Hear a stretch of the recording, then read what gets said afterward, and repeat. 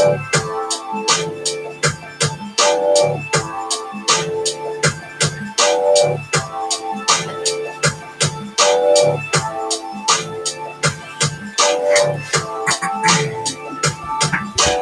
ready to start?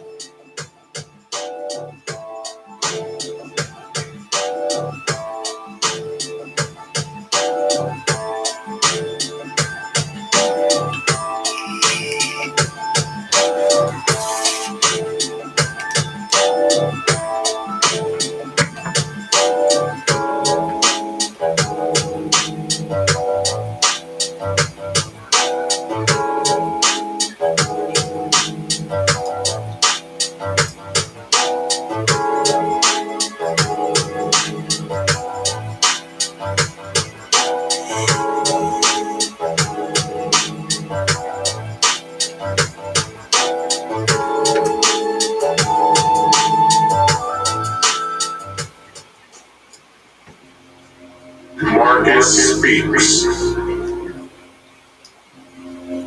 Marcus speaks. What is up?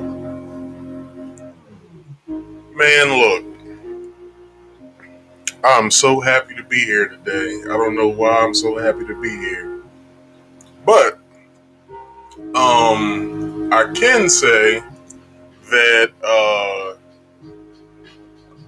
I don't know, I'm just speechless until I get into everything. But anyway, everybody, how are you guys doing today? Welcome to another episode of Marcus Speaks Live, the only podcast where I get to talk shit and teach y'all something at the same time.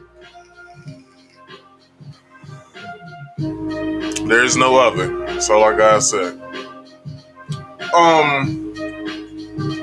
Let's get into a few things before I start anything. So, welcome to Marcus Speaks Live, okay? Don't be shy. Right in the live chat. It's sitting right here in front of me, so whenever you start typing, I'll be able to see it. Please like, comment, and subscribe. It's right there on the top and the bottom of your screen. If you're new to the podcast, please subscribe, like the video, and then share it to your social medias, and all that other good stuff.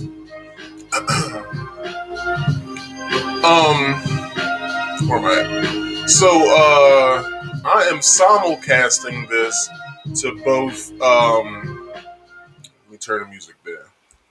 I am simulcasting this with Restream, and I'm streaming to Facebook and YouTube. So you can catch me in either place. You can either catch me on Facebook in little ways from now, probably like a month or two, maybe 3. I'll be on Facebook, and then I'm also thinking about taking this to Twitch as well. I'm thinking about going to every platform that I personally subscribe to. Twitter is an option, so I'm thinking about Twitter as well. Also, don't forget, where's it at? I put these everywhere. Don't forget, Marcus Speaks Play is on Fridays. Okay, I just finished up Mafia Definitive Edition. With part 6. If you guys watch through the credits, well, it's not that long of credits at that because I cut it short and I started playing Biomutant. So part 1 of Biomutant is on part 6 of Mafia Definitive Edition. I also cut Biomutant out. It's not out of the Mafia video, but I cut that part to when I started, and I made it its own video. It just posted today, so if you guys go over there and watch that as well. If you could follow me on all of my social medias. Instagram at marcus.speaks.podcast. on Facebook at Marcus Speaks. That's the personal page. I should put that up there, but I haven't yet. So, personal page is Marcus Speaks. The Facebook group page is Marcus Speaks Podcast. If you type in the search on YouTube, just type in Marcus Speaks PC and you'll be able to find it. I'm also, for all my Facebook watchers, I'm over here on YouTube. I know it's convenient if you're over there on Facebook, but come on over to YouTube, all right? Because the view is better over here. Just saying, okay? If you have any type of idea, any type of show idea, as far as like a topic goes, or something that you want me to talk about, as far as anything that's going on in your mind, please hit me up in my DMs, my social media DMs. I believe my Facebook and YouTube, my Facebook and Instagram DMs are connected. So if you hit me up over there, I'll be able to see it on Facebook Messenger. Also, hit me up in any of my comment sections on any of my videos. Just be like, hey, this is what I got as an idea. Or if you're watching live, just type it into the live chat and I'll look at it and I'll see what I can do. All right.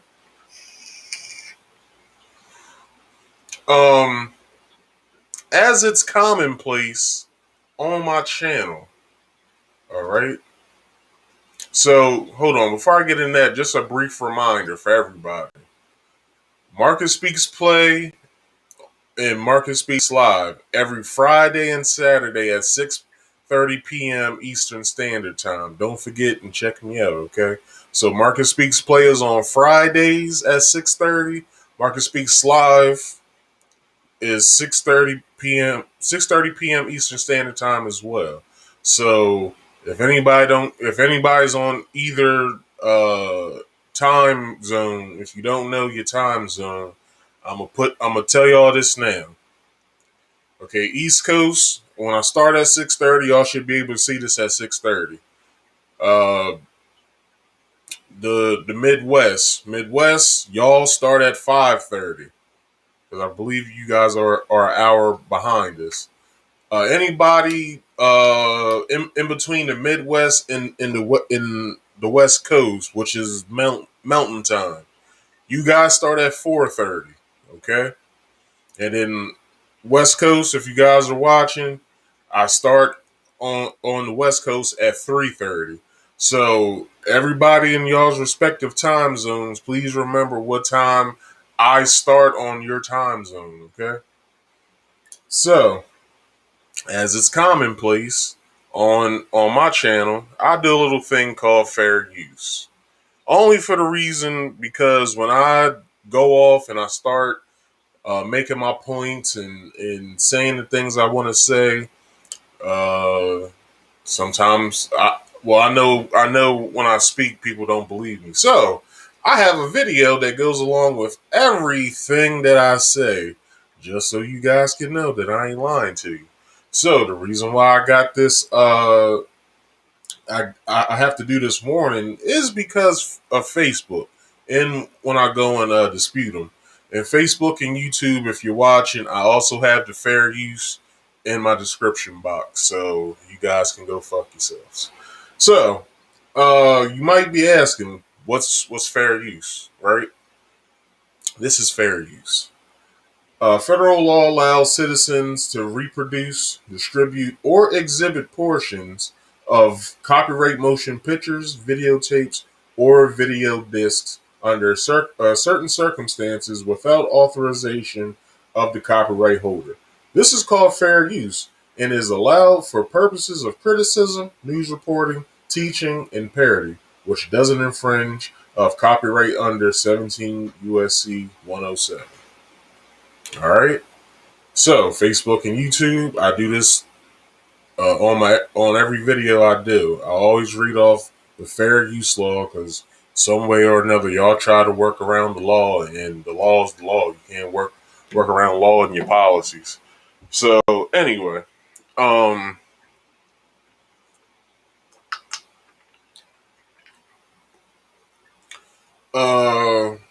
couple things that I do on this channel when it comes to fair use. I news report, I criticize, I teach, but I don't do parody. So that has nothing to do with me. So that's what I do.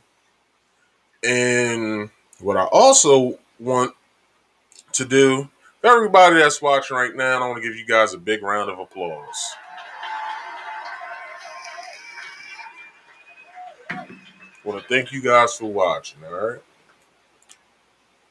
I also would like to give y'all the best of sounds is some Jamaican party horns.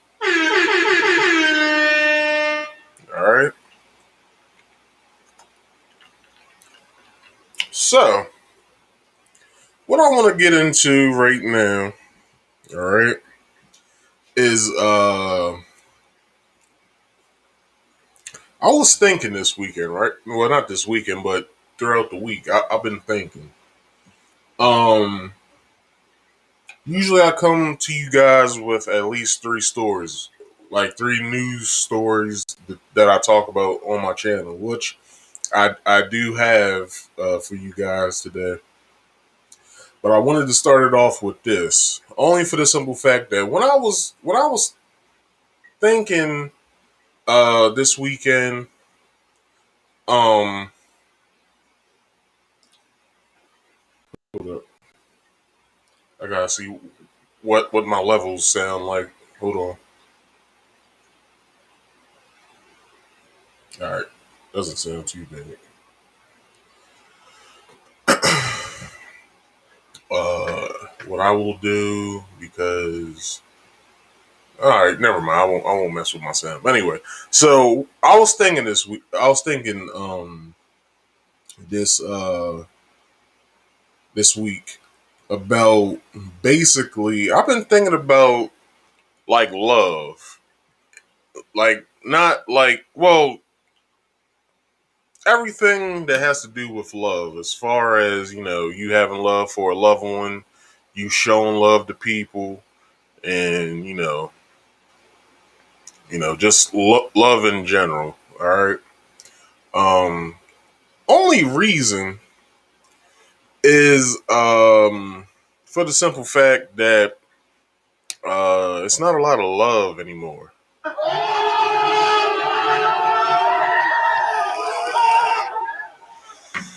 There's not. Um,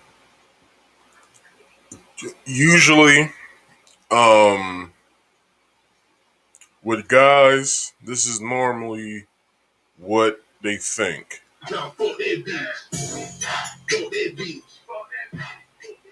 That's usually what guys think. And then when girls, well, females aren't getting their way, this is what they think. Fuck this shit, I'm out. Fuck this shit, I'm out. No thanks, don't mind me. I'ma just grab my stuff and leave. Excuse me, please. Fuck this shit, I'm out. This is what people think now. For some reason, I don't understand. Like, it's just ridiculous anymore. Uh, people in my personal opinion, as far, well, guys, we don't really take girls out on dates anymore. You know what I'm saying? But I'm not really dealing with relationship love. Love, I'm dealing with love in its natural sense. Okay. So let me pour my drink and I'll get into this. All right. So y'all might be thinking, and like I said, I'm thinking. What I was thinking was love in its natural sense, like ordinary love, not Sade. I'm talking about real love, and I'm not talking about Mary J. Blige. All right. So I'm not any way, shape, or form any expert, guru, anything. I'm only a master at the shit that I know. And that's the reason why I come to you guys. Um, so y'all might be asking, but well, I have a question for y'all. Really, what is love? And I'm not talking about the Hathaway song. Okay, I'm talking about what is love. This is love, an intense feeling of deep affection, a great, interest and pleasure in something or liking. Me personally, I have a deep affinity for my life and everything and everyone in it. And I personally will say this, I'll lay my life down to protect any of my loved ones and, anybody else that I call friend or loved one or something like that. I'll lay my life down for you guys. So, so why I talk about love is probably why you guys are probably thinking like, why are you talking about love today, Mark? You usually come with us with a topic and whatever, and I just want to say I want to come to y'all and talk to y'all for a little while. You know what I'm saying? I just want to have a little chit chat, start a conversation, and I just want to say personally, uh, anybody who's watching, thank you. Okay, hit that comment section or the live chat, I should say. Um, so why talk about love? Okay, because I want to deal with the second part of that definition. All right, the a great interest and pleasure in something. Right. So we as black people have had a love for outside things, such as you know, uh, the some of us, not the majority, have had a love for uh, stuff that are basically a lot of it's dumb that we have a love for. Um, like partying, not dealing with the real shit that's in our life, stuff that we have to deal with on a daily, the real. Such as like spiritual shit, cultural shit. Um, we don't want to listen to anybody older than us. And I feel as though that's very stupid for the simple fact that uh, how are you going to shun away somebody that's been here before you? So, in a way, they can teach you something about how to live life because they've been here longer than you, right? Have them help you navigate through this life for the simple fact that they may have something in their arsenal that could help you just solve a problem that you probably been dealing with for a long time. Like you probably have the answer like that. So I've seen this type of love before with my mom Daisy, which is my great grandmother, and my pop Otis, which they're deceased now. May they rest in peace. But this thing about y'all's grandmothers, and I spoke on money and stuff like that. Cars and stuff that we think are important. Getting outfits and shit like that we may think that's important in life. It's not. It's really not. It's really stupid as fuck. I'm saying look nice. I'm not saying don't look nice, but I am saying like half the time you spend your time trying to look good when you can enhance something else in your life. But think about y'all's grandmothers and grandfathers when they first met. You probably never heard the story at all. But this is this is what I think is important, and I made this little collage today. If I can find it, this little collage I made today when it deals with love. Check out all that black love right there. There's a lot of black love on this screen right now. All right, so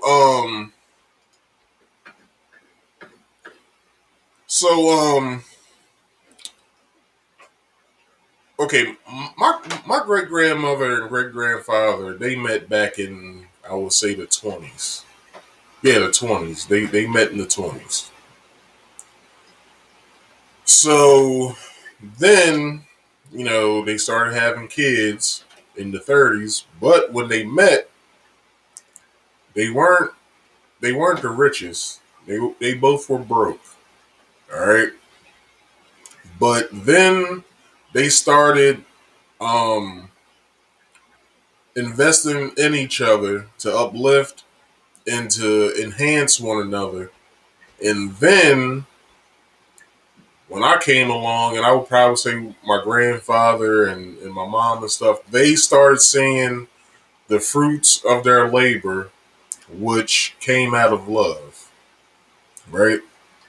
So, this thing about y'all probably came in this life not understanding, you know, why does grandma and grandpa have a big house? It's because they worked their asses off and they made sure that both of them were all right.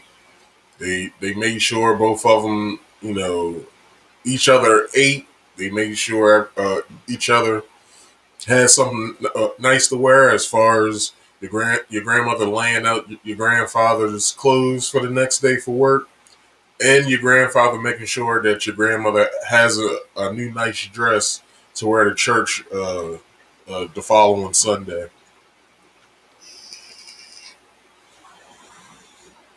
This is stuff that they both um, came to with each other to make sure that they're all right. Your grandmother made sure that the kids were properly fed, properly clothed, and your grandfather made sure he paid for that shit just so he wouldn't have to fuss with your grandmother. So I'm talking about family love, for the simple fact that if you use family love on the outside world, you'll start to understand and be able to if you use family love, you'll be able to figure out how to love someone else that's that's not a part of your family. You'll start to be able to love other people that's not your family. Um, you know,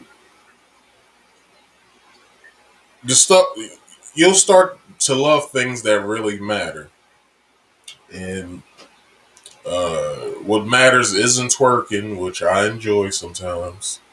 Love isn't money, or the love of money isn't something that you should have, which I'm very fond of, and I have is money. But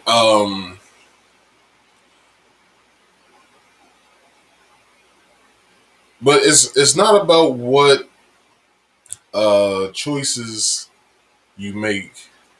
It's about what choices you're able to deal with. Okay.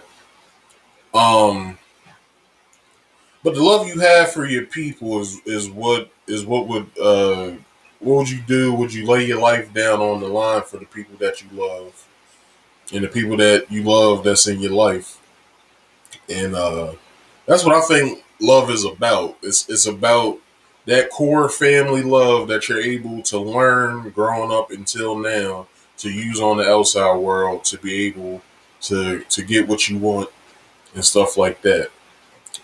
Just basically showing people the love you have for others and how you can love others and stuff like that. And that's what I feel like love is. This is a certified hood classic. All right. Let's get into some miscellaneous hot topics. All right. So I believe everybody has heard about the Sha'carri Richardson story. The track star that has engulfed everybody's lives with her, she's very flashy with her look.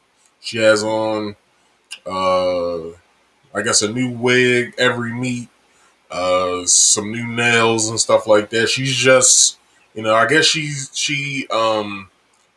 it,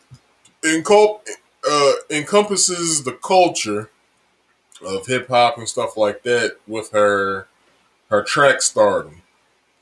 So this week, Sha'carri tested positive for marijuana.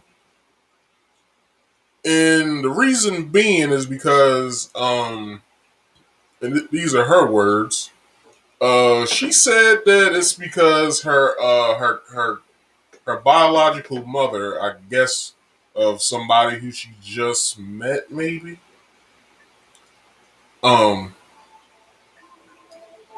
she died. She died, I guess, this week or last week. So, she wanted to cope.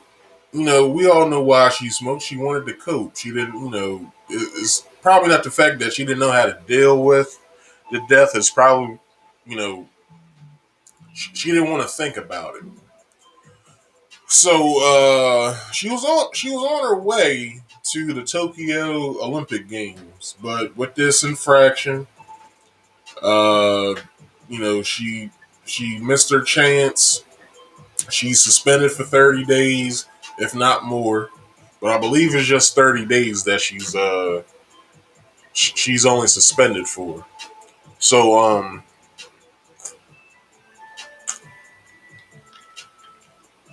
but I believe with this 30 days, she's only suspended just from, I'm guessing, I'm pretty sure she's made the Olympic team already. She's just suspended until the 30 days are over. So I believe those 30 days will be up July 27th. So I'm guessing the Olympic Games start. Don't the Olympic Games start in August? So she'll be able to get to the Olympics. She just has to be clean.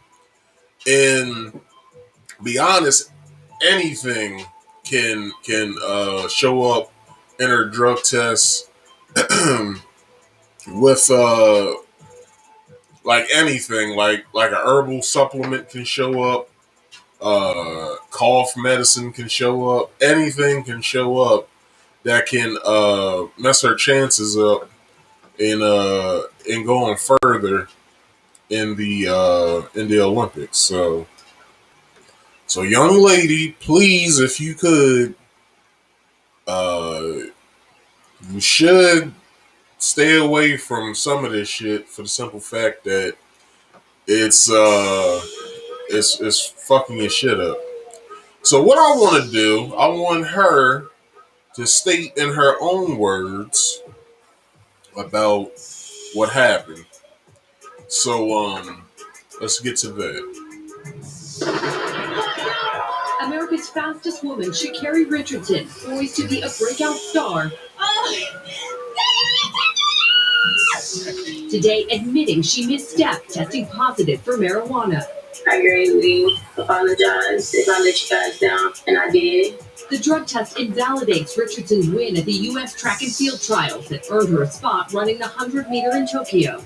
I know what I did. I know what I'm supposed to do. I'm allowed not to do, and I still made that decision. The 21-year-old explaining the lapse came after learning her biological mother had died. After the qualifying race, Richardson ran into the stands to hug the grandmother who helped raise her. At least in some type of way, I was just trying to get my pain. Marijuana is legal in Oregon, where Richardson was competing, but is banned in the hours before a race by the U.S. Anti-Doping Agency, which says it can enhance performance, pose a health risk, and violate the spirit of the sport. Sponsor Nike is standing. All right. So basically, uh, she basically violated herself, you should say. She knew that marijuana wasn't welcome to the sport. So, well, not really welcome to the sport, but not. She wasn't supposed to do them. So, as the news reporter said, weed's legal in Oregon, but what the United States Anti-Doping Agency is not allowed before hours before a a meet or a match or a game. So it's been plenty of sports figures who have tested positive for marijuana even on their off season. Because I'm guessing, especially with like football players, I'm guessing with football they have a system where you could be randomly drug tested at any time. So some people when they I know with UFC, I'm pretty sure they either do. I'm pretty sure they probably do it with NBA, like all sports. I'm pretty sure they do it with all sports. The anti-doping agency just shows up to your house and they like, look, we need some piss. Go ahead, strip down, and let's get that piss. So yeah, I just want to say to her, um, just keep clean, all right. So my next story is the Florida building collapse. So sometime this week, suddenly a building came crashing down near the Miami beach, which I believe the building that collapsed was condos. So these condos, I'm look, nothing when you watch these movies that they shoot in Florida, or if you watch certain shows that like diners, what the hell is that full thing? Is it diners, drive-ins, and dives? When you see these buildings in Florida, they look dated. I'm not sure when this building was erected, but look, if a building just comes suddenly crashing down, like something's wrong. They probably, the building crew probably cut some corners or something, and the building's been standing for this long. What was the sudden collapse of the building or whatever? And it's still an investigation. So no causes of why the building has came out about the collapse, but like I said, it's still an investigation. Um, they're still searching for survivors, but so far there has been 22 deaths connected to this. So I want to go back and open up this story real fast and give you guys this video real quick. Y'all see how the building collapsed right there? It kind of looks like a controlled demolition in a way. Hold on. It kind of looks like a controlled demolition, but still, it came down suddenly out of nowhere.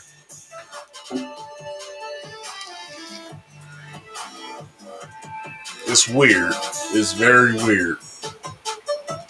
Um, like I said, it's still an investigation. It's only been 22 deaths so far, and they don't know what the cause is for it. But y'all should check that out uh, in your free time and get some more information on it. If I hear anything, I'll come back. I'll do a small story on it, and yeah. Um, Let me get into this real quick too, because I have this up as well. So, all right, this is just all right. So we don't have to get into that. That's just some. So So yeah, and this is what the devastation looks like in its aftermath. Let me show you guys this.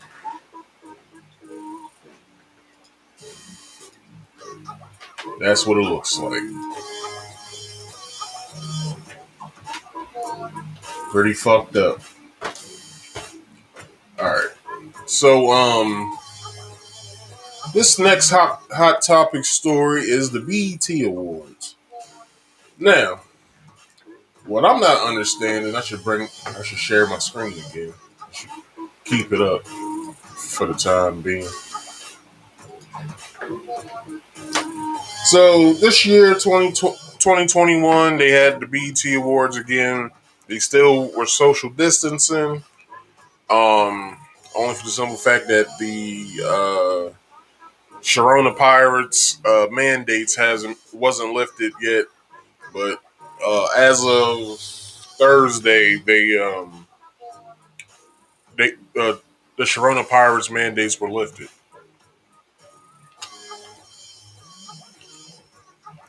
Y'all might be asking me, Marcus, what the hell is Sharona Pirates? Well, since you can't see the actual name, that's the name that I say.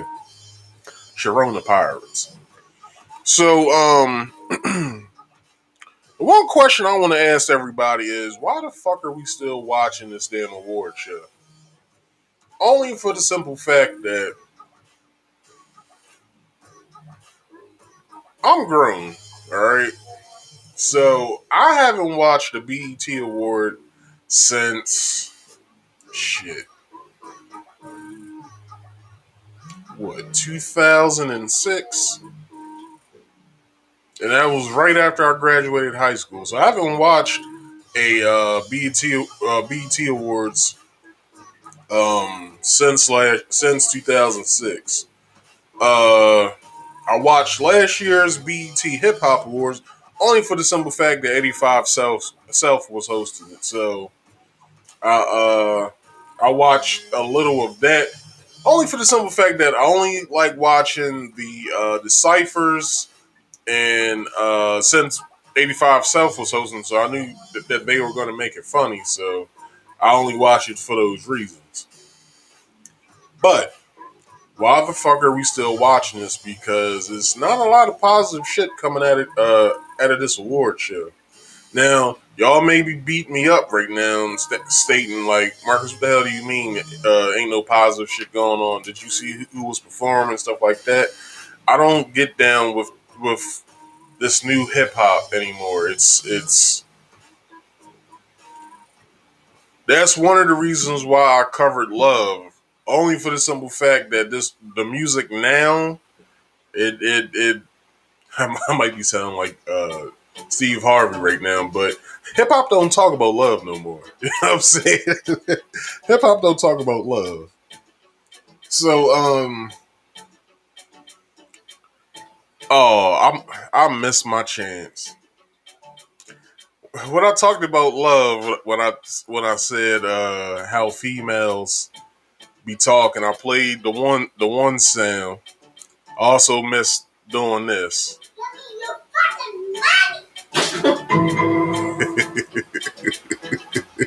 Let me play it again.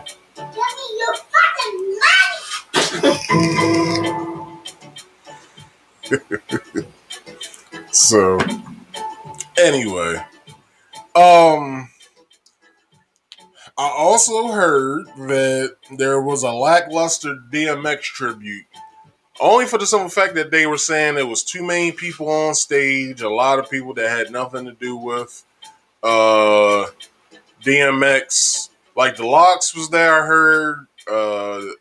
Method Man performed along with some other people, but I don't even think DMX even had a song with excuse me, yes he did. He did 3-2-1 with him, the LL Cool J song. So okay, there's a connection there, and the Locks, they were label mates, but he said a lot of other people that was on the stage had nothing to do with DMX. So I'm kind of disappointed that they uh they had that lackluster performance of his.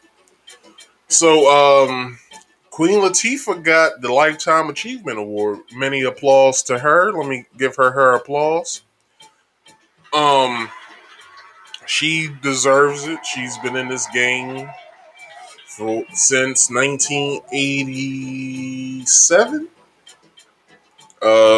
As far as hip hop goes, did you start acting in the mid '90s? Well, not really, early '90s if you count her first appearance on the Fresh Prince show. So, but I would say she probably wasn't seriously thinking about acting until the mid '90s or whatever. So so yeah, many kudos to her, and she deserves it. This is a certified hood classic. Um, Cardi B and Quavo, not Quavo, Offset. Like I said, I don't listen to this damn music, so I barely can tell these niggas apart. So, Cardi B during their performance, I'm guessing they revealed baby number two. So hopefully Offset gets a boy. Only for the simple fact that he has a girl already. So hopefully they can fill their family with a boy. So Quavo can teach him everything that he shouldn't do. So big up to Cardi B and Offset for that. Uh, may your second child be a masculine child. All right. All right. What's next? Jack Harlow and Sweetie. Sweetie. I don't know how to fucking say these people's names. Anyway, they exchanged some energy. Uh, I guess Sweetie was feeling Jack Harlow's energy at the award. So I won't be surprised if we hear a month from now that they're dating. So yeah, big ups to them. Uh, Megan Thee Stallion, I heard took away most of the BET awards. So big ups to her. Um, so what's next? Did I go through everything yet? Oh, okay. This last thing. Jesus Christ. I had the picture, but I deleted it. I said I'm not showing this shit and I'm not saving this picture on my computer. So, Lil Nas X, Lil Nas X, man, Lil Nas X basically is starving for attention. Obviously, he knows he's not that damn talented, so he does other shit to get our attention, such as doing that Montero video. His reason being for that was he wanted to piss people off that told him that his affliction was a curse. So I just want to say, if you're not that talented, um, also by him seeking attention, this fool kissed one of his goddamn or both of his male backup dancers, passionate kisses at that. And like I said, this is a dude starving for attention because he's not that damn talented. So I won't be surprised if we don't see him after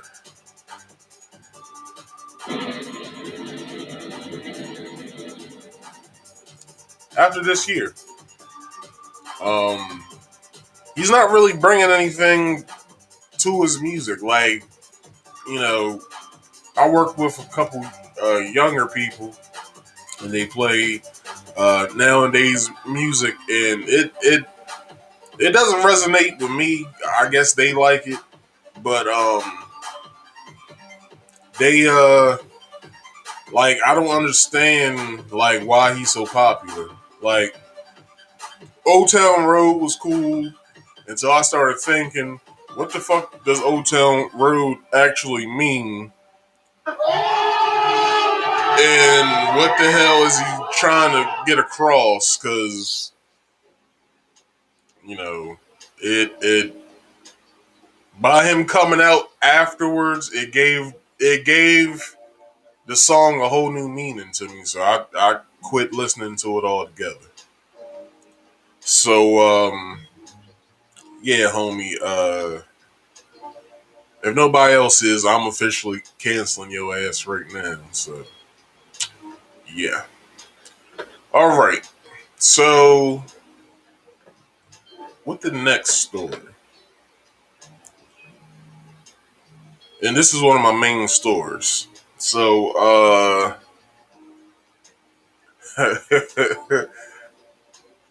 I had the BET shit second in the hot topics list, but I had to drop it last in that section only for the simple fact because of this. If I'm gonna be talking about this gay shit, it has to be all together. I can't spread this shit out. So Nevada crowned their first trans woman as winner in history. This shit is crazy. Uh, Let me show you guys what the winner looks like. This is Mr. or Mrs. I don't know what the hell it goes by. But Cataluna Enriquez, 27 years old, Filipinas, what I don't know. I don't know. American was wins Miss Nevada Sunday, June 27, 2021. Formerly Miss Silver State. I'm guessing that's the pageant that the homie did before it got to the Nevada pageant. Um, this is crazy. So, Enriquez began competing in transgender pageants in 2016 and began competing in cisgender, which means naturally born, pageants in 2020. So I'm guessing it didn't understand pageantry until, well, the real pageantry until it competed last year. So it came back, I guess, bigger and better. Pause.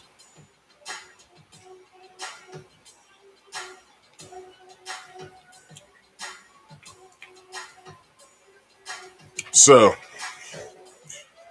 um, she wore, as you can see, a rainbow dawn gown that he or she designed to show LGBT solidarity. So that's the gown right there. Um. So yeah, I'm gonna click out of this shit because I don't want it on my screen anymore. Uh, and this is damn it, I gotta do it again. And this is him or her. Shit. Uh, yeah. Come on, dude. You look like a dude. Like, come on, stop with the bullshit. They gotta stop with this bullshit, man. Like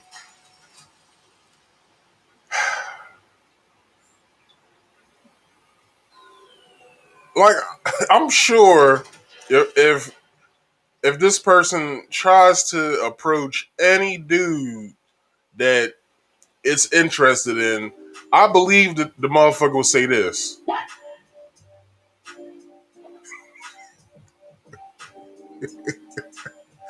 And he'll probably say after this, he'll probably say after that this. Be gone, fuck!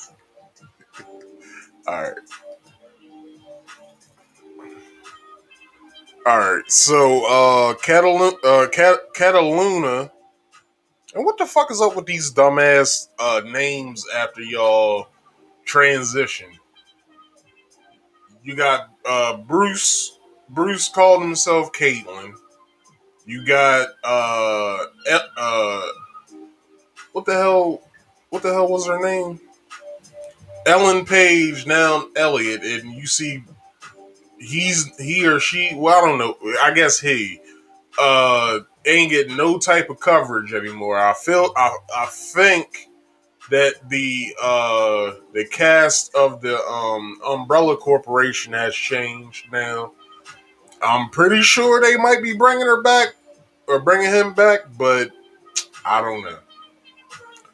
But nobody gives a fuck about Ellen Page anymore. Like uh, he had I guess a spread pause in a magazine, but that's as much as I've heard so far. But anyway, I digress. Um, she aims to break barriers and represent those who aren't always represented and continues to support numerous nonprofit organizations and LGBTQ plus youth. Man, look, I still think it's pretty wrong that they're trying to get these kids to think that they're not who they think that they are. And you really why you being a dickhead for? Stop being a dickhead. Pause. Anyway, so she stated that night, um, I do not always have money, and it's hard for women. And this is what threw me when it made this statement. And I'll read the first part back. I don't. I do not always have money, and it's hard for women to find dresses that where is it? I don't always have money, and it's hard for women to find dresses uh, that fit their bodies. Pageantry is so expensive, and I wanted to compete. Look, homie, look. The reason why it's hard for you to find dresses is because your Filipino ass wasn't supposed to be in them in the first place. All right, just stop the bullshit. She also said, yeah, she also says, compete and be able to grow and develop skills and create gowns for myself and other people.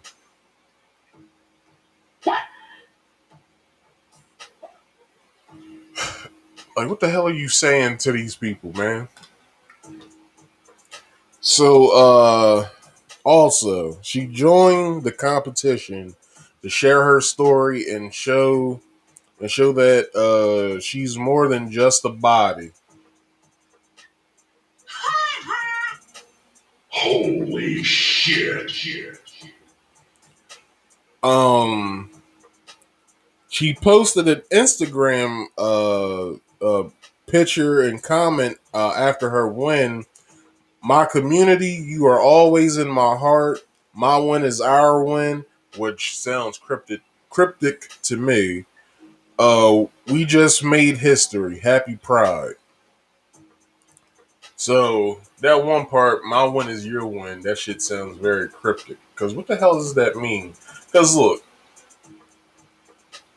now I'll save that for when I rant. But come on, that shit sound very cryptic. That basically means that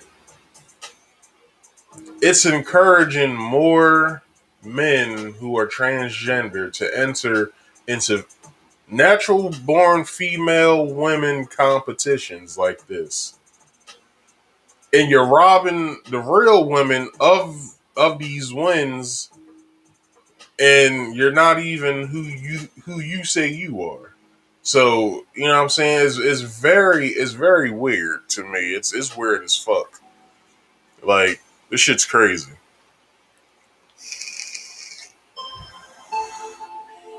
So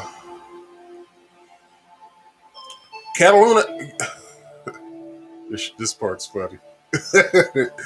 Cataluna had to go through an examination before she competed in the pageant to see if she had the female parts to be considered a woman. Fatality. Look, look, man. I'm not fucking sitting here. I'm not judging, but I'm judging. All these other girls just had to show up, right? But you had to go through an examination process so they can see if you were a woman. Now, this is to all transgender women. If you ain't got your member cut, then you can't compete. Because this next part's a fucking doozy. Uh, uh, where's it at? Cataluna wasn't allowed. Cataluna wasn't allowed to room with any other contestant only because the organization wasn't trying to get sued for Cataluna beating all of the contestants up for taking her hairspray. Where's my hairspray? Where's my hairspray? That's how the fuck Catalina would have been. Where the fuck is my hairspray? They'd be like, oh my gosh, like nigga, like, oh my gosh.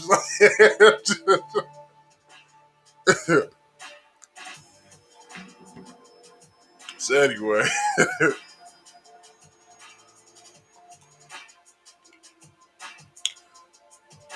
so Cataluna will compete in the Miss America pageant this November. So that's going to be a spectacle, and it's going to be gross. But this is what I gotta say. All right. Anyway.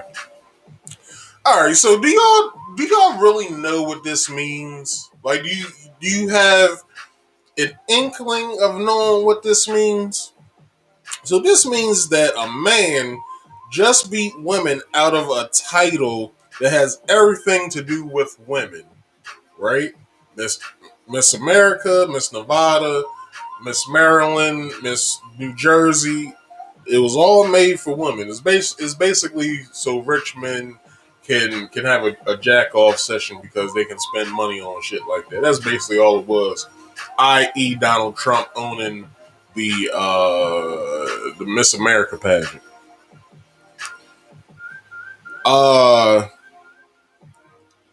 And it's in the title, Miss. Cataluna is a mister. Either way she cuts it, pause. It's Miss. Alright?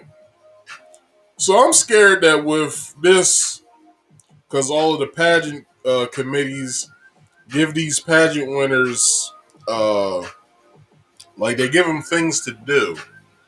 Like have them speak at schools and shit like that. And then let's say Cataluna wins Miss America, then that means she gets to go around the country and speak and shit like that.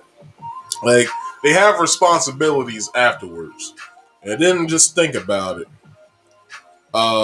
It's covered in newspapers and in media, so she'll have all of the coverage that she wants. And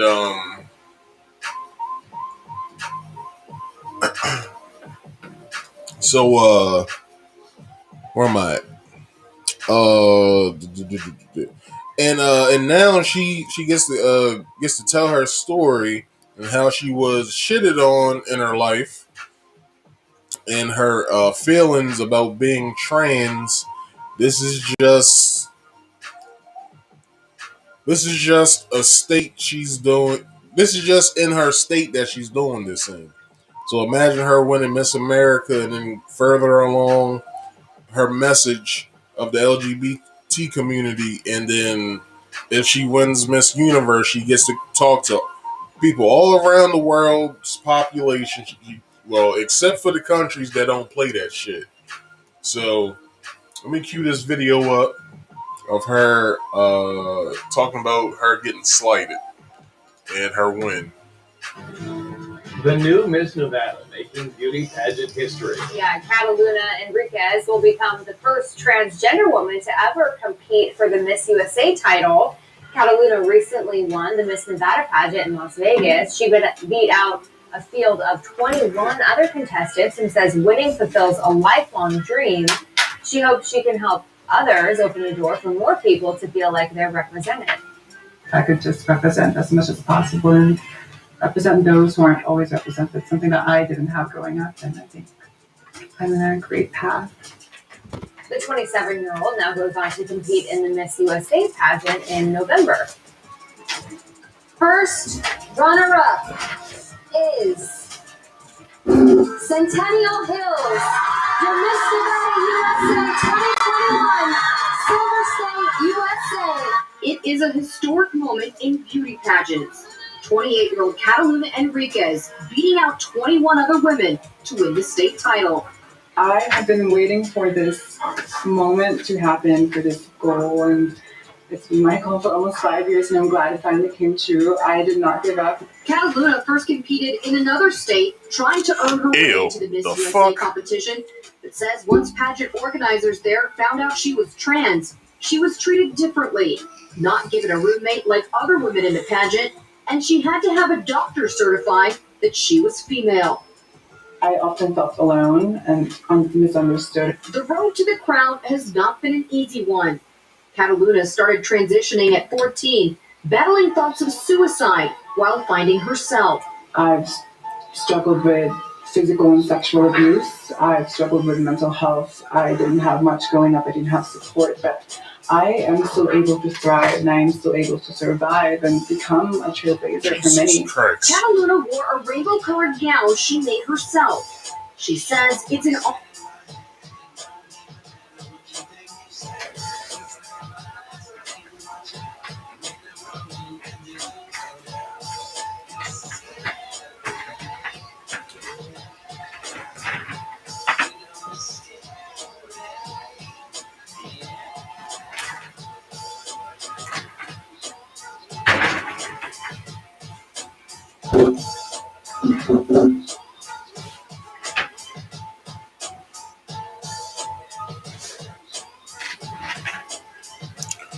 All right. Jesus Christ, this shit's crazy. Anyway, um, yeah. So she this goddamn green screen, man.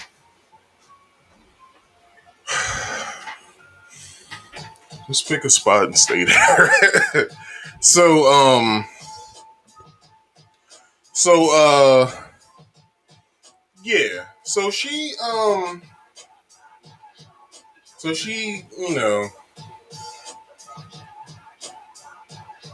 she's doing this to tell her story, basically. And she's doing it to basically live her lifelong dream, I guess, to win a pageant and shit like that. But this shit's nasty. So let's move on. This is now getting ridiculous because a man just competed in the Olympic tryouts as a transgender woman and won against those women. And now is granted to go forward in the Olympic tryouts. So, look, man, this shit is crazy. Do y'all see the hypocrisy though of this? Because,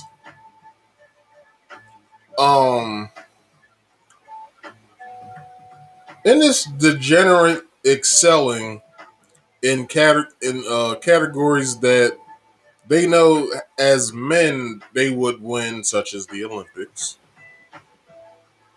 and in weightlifting. Not saying that women don't win, but look, come on, let's come on, stay there. All right. Not saying women don't win, but a man competing against women, it always happens. Men always win. Like I spoke on a few weeks ago. There are men who want to get into female sports. Trans women who want to get into female sports. And that's ridiculous.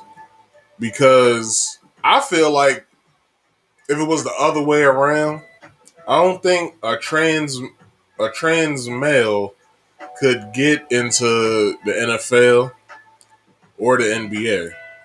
Now, if it ever happens, say goodbye to your normal way of watching sports, because there's gonna be all kinds of fucking LGBTQ flags instead of the United States flag that gets stretched out on each field on each game, or the flag that flies high above every arena for the NBA. You will see the LGBTQ flag at every game as well. I'm pretty sure for each organization, I'm pretty sure they'll show their solidarity with these people. So that's crazy. That's all I gotta say. That's crazy. So just realize this man just competed against 21 other women. So there was 22 contestants, including herself. She makes 22. She won against 21 other cisgender as they say it, but I say naturally born females at something that they probably been doing their whole life. So what do they do from now? Like, do they come back next year? Because I'm pretty sure she'll come back next year and do it again. So yeah, that shit's crazy.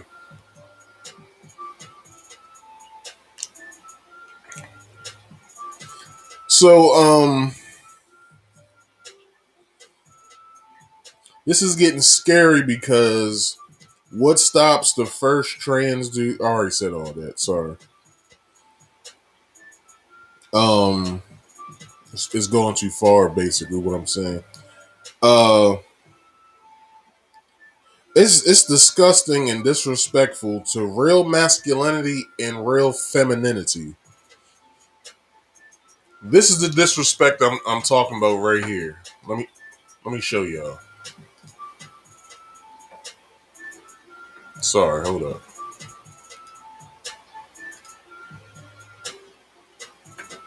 God damn it.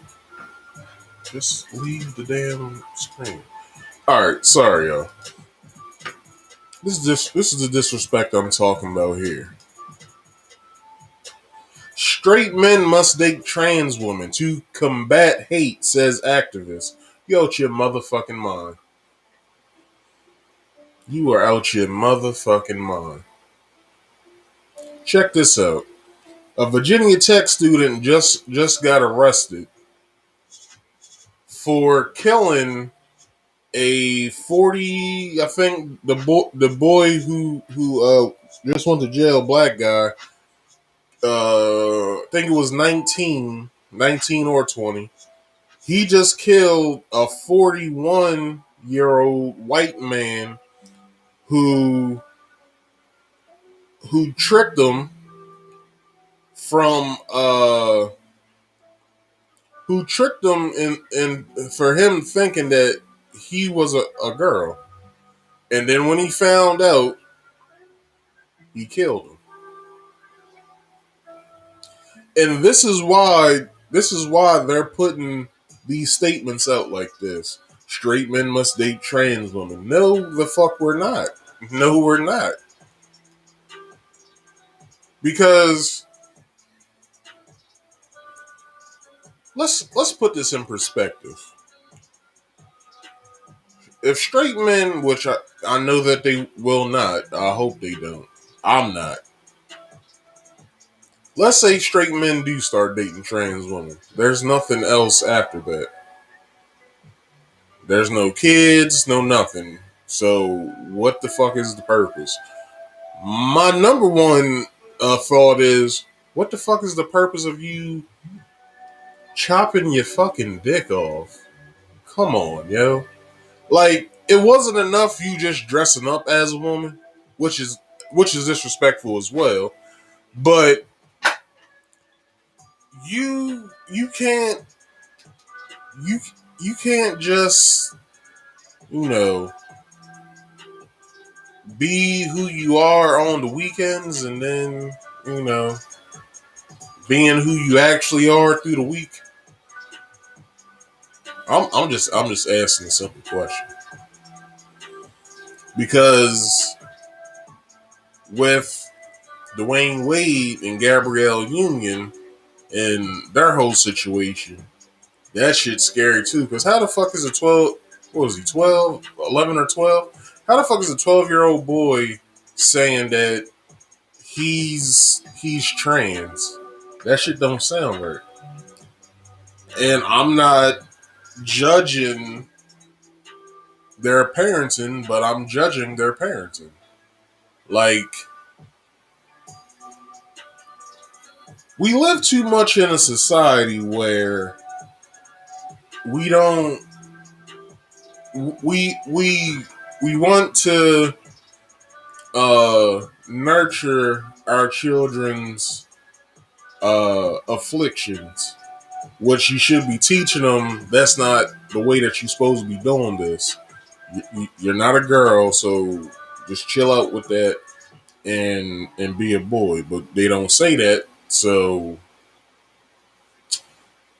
I have no clue what the hell is going on in this society anymore. This shit's crazy. So I'm gonna give you guys a sad trombone on that.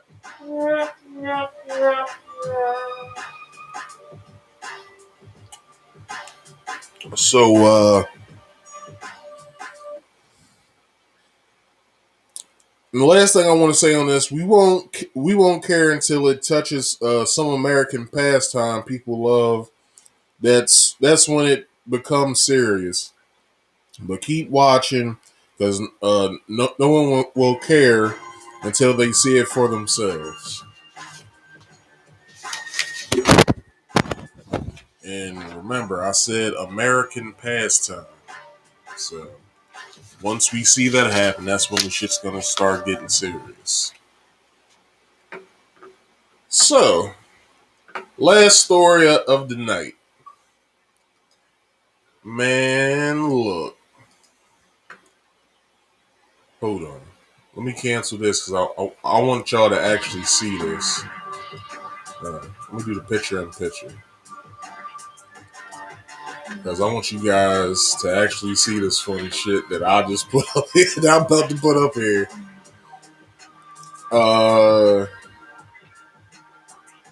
Hold on. Because I want to come into something as well. Uh,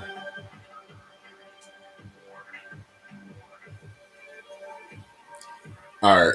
Yeah, I'm gonna do that. So, y'all's boy Bill Cosby got out this week. Shit. Bill Cosby out here about to fuck the world up one Xanax at a time.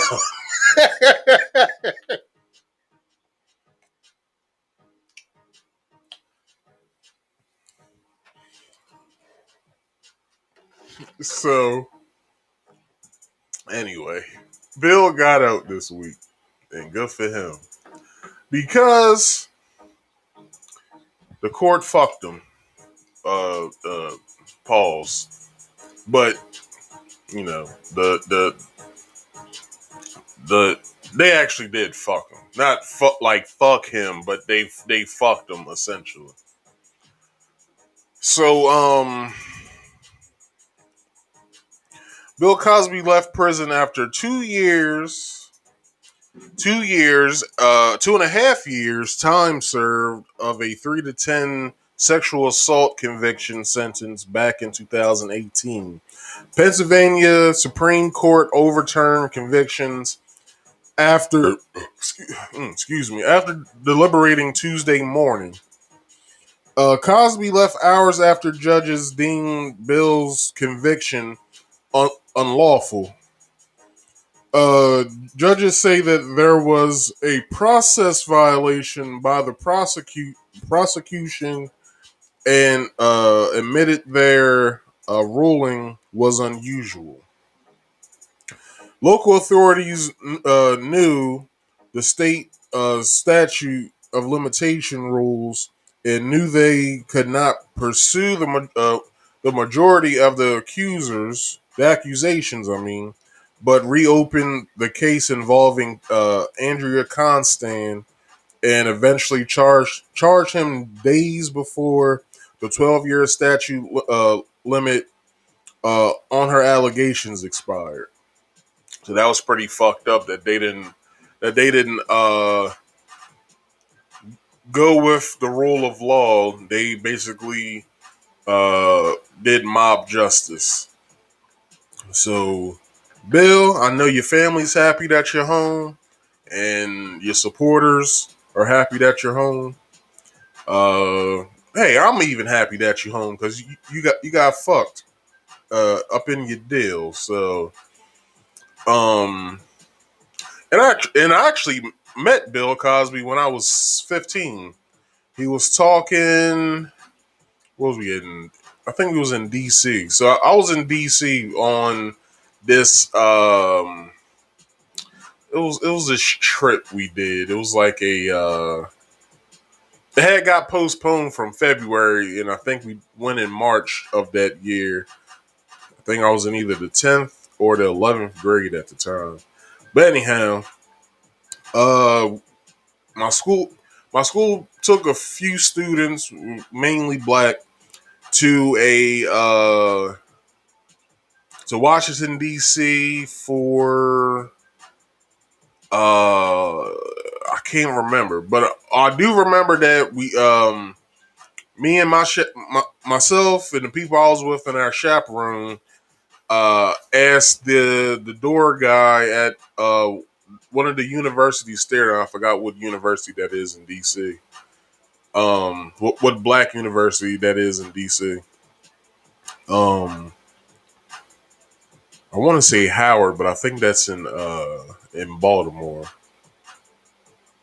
No, Morgan State's in Baltimore. So yeah, it was at Howard. So yeah, I met him. He had like he was doing like a speech, and then people could meet him afterwards. I met him. The only thing I said to him was, "Hey man, I watch." I was like, "Hey Dr. Cosby, I watch the Cosby Show every night on Nick at Night," and he started laughing. So I'm glad I met him. So his accuser, Andrea Constant, I don't know how the fuck Bill had any type of attraction to this woman. Not saying she's ugly, but I'm saying I don't see how Bill had an attraction to her. So, other accusers were allowed during the second trial, which helped prosecutors paint a pattern of predatory behavior by Cosby. Judges declared a mistrial in his first trial in 2017 after the jury failed to reach a verdict. Andrea Constant came forward to to the police in 2005, but former state prosecutor Bruce Bruce Castor, uh, didn't press criminal charges. She sued Cosby in 2006 for sexual battery by digitally insertion and defamation, reaching a settlement with a confidentiality agreement. So let me bring my screen back. Y'all might be like, "What the hell is digital insertion?" What, he was on his computer with her? No. These are your digits, your hands, okay? These are your digits. So he digitally inserted Andrea Constant with his digits, okay?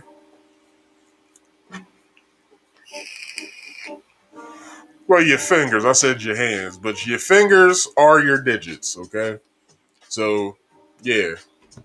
Laugh now, but that's what digitally inserting somebody means. So, all my male viewers, make sure y'all digitally insert y'all's wives tonight before y'all actually get up in her. Just saying.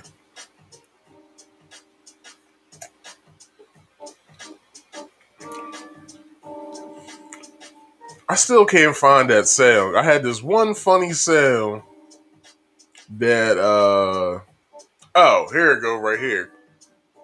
So after y'all digitally insert y'all's wives, you know what I'm saying, make sweet love to her tonight. And if it don't sound like this after you pull out, you ain't do shit. Alright? You ain't do shit. Alright.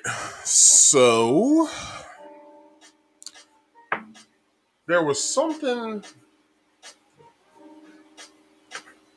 This is what I'm gonna no, because it's not saved there.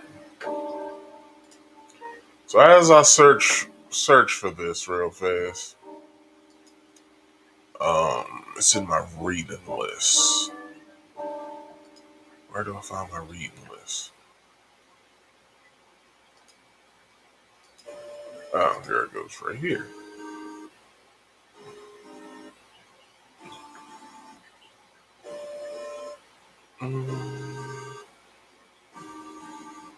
Oh, I made them bookmarks. That's right. That's right.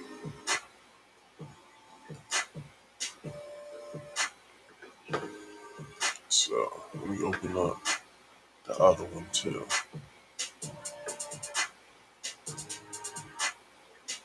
All right. I just need that portion. All right. So Constant met Cosby in 2002 when working at Temple University in Philadelphia and described him as a mentor. Between 2014 and 2015, dozens of women came forward with similar allegations of drugging and sexual assault by Cosby. Now, I want to show y'all something. Y'all let me know if this is Cosby if Cosby just wanted to drug him. Come on, man. Does that look like Cosby wanted was forcefully drugging them? By the look of all these women, it looks like they wanted the drugs. And in his deposition, he said it was the 70s. Everybody was on drugs. And everybody damn near was on drugs in the 70s. 60s as well. And Bill Cosby has been famous since, I believe, the mid 50s. If not the 60s. But come on now. Like that don't look like he's just I'm gonna take all them to the hotel room, and he's a married man. If you guys have to remember, if y'all guys need to remember that he's a married man. So these are women just throwing themselves at Bill because he's a powerful man. He was in television and movies at the time. So he was a heavy hitter back in his day. But I would say that I don't think he was forcefully drugging these women. They were asking for it. That's a little too strong. Uh, they might have put in his ear that they'll give him some tired pussy. All right.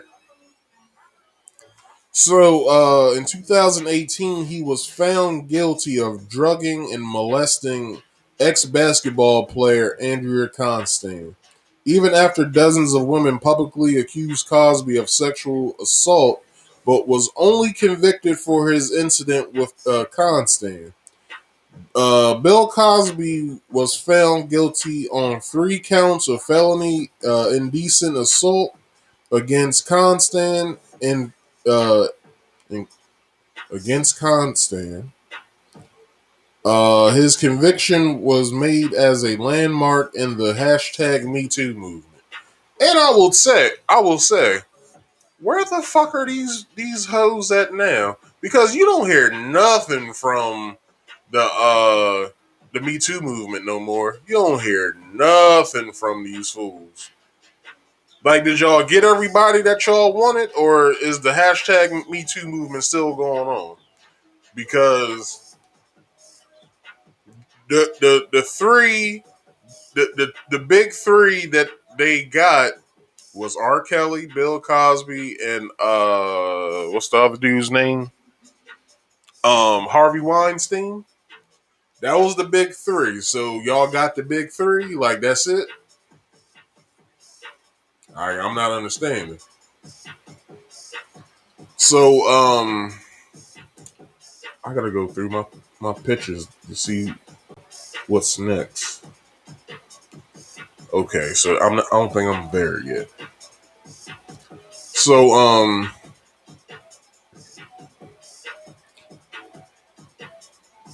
judges wrote a 79-page reasoning is wait a minute. Judges wrote a 79-page reasoning, but it's complex. These findings cited a written agreement reached by Mr. Castor, the former prosecutor, stating then he would not charge Cosby if he testified. Now, I think this is the deposition I have up. No, hold on.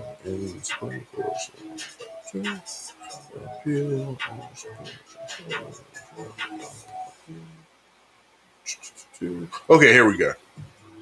So in 2005, Montgomery County District Attorney Bruce Castor learned that Andrea Constand had reported that William Cosby, that's Bill Cosby's real name, William H. Cosby, Dr. William H. Cosby, I should say, had sexually assaulted her in 2004 at his Shuttleham residence, along with his top deputy prosecutor and experienced detectives, District Attorney Castor thoroughly investigated Constan's claims. In evaluating the likelihood of successful prosecution of Cosby, the District Court foresaw difficulties on Constan's credibility as a witness based, in part upon her decision not to file a complaint promptly. DA Castor further determined that a prosecution would be frustrated because there were no corroborating forensic evidence, and because testimony from the potential uh, cl- claimants claimants against Cosby likely was inadmissible under governing law of evidence.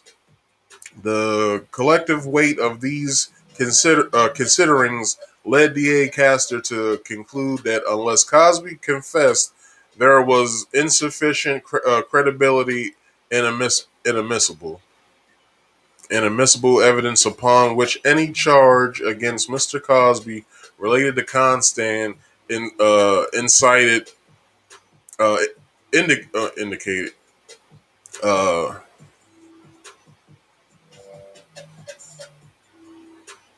where am I at? Shit. Mr. Cosby related to Constan's incident could be proven beyond a reasonable doubt. Seeking some measure of justice for Constant, D.A. Castor decided that Commonwealth would decline to prosecute Cosby for the incident involving Constant, thereby allowing Cosby to be forced to testify in a sequent civil action under penalty or perjury, without the benefit of his Fifth Amendment privilege against self-incrimination. Unable to invoke any right not to testify in civil proceedings, Cosby replied upon the district attorney's excuse me de- declination and proceed to provide four sworn depositions.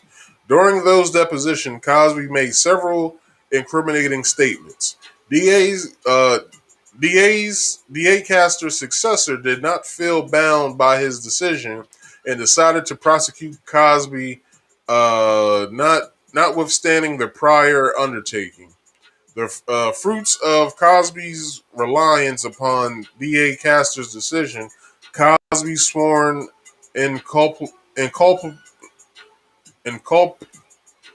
I don't know how to say this word, Cosby sworn testimony, were then used by D.A. Castor's successors against Cosby at Cosby's criminal trial. We granted allowance of appeal to determine whether D.A. Castor's decision not to uh, prosecute Cosby in exchange for his testimony must be enforced against the Commonwealth. In the fall of 2002, Constant, a Canadian-born former professional basketball player, was employed as the director of basketball operations at Temple University.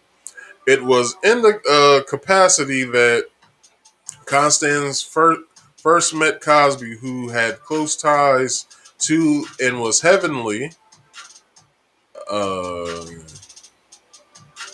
heavenly.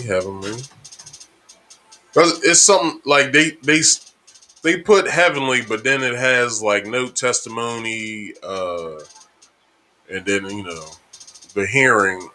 As we discussed in more detail below at Cosby's trial, the trial court permitted the Commonwealth to call 5 witnesses who testified that Cosby had engaged in similar sexual abuse patterns with each of them. We granted allowance of appeal here as well to consider the municipality of that prior bad act evidence pursuant to PARE 404.